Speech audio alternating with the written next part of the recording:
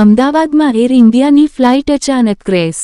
આ પ્લેન અમદાવાદથી લંડન જવા રવાના થયા બાદ તુરંત ક્રેશ થયેલ હોય, જેમાં ગુજરાતના પૂર્વ મુખ્યમંત્રી વિજયભાઈ રૂપાણી પણ આ પ્લેનમાં હતા।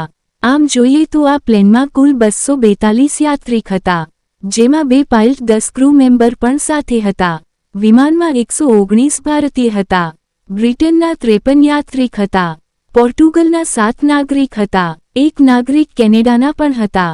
આ પ્લેનમાં નાના બાળકો પણ મુસાફરીમાં સાથે હતા।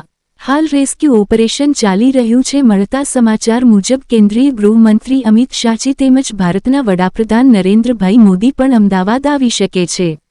ઉડ્ડયન મંત્રી પણ હાલ અમદાવાદ આવવા રવાના થયેલ હોય। હાલમાં આ એરપોર્ટને બંધ કરવામાં આવેલ હોય।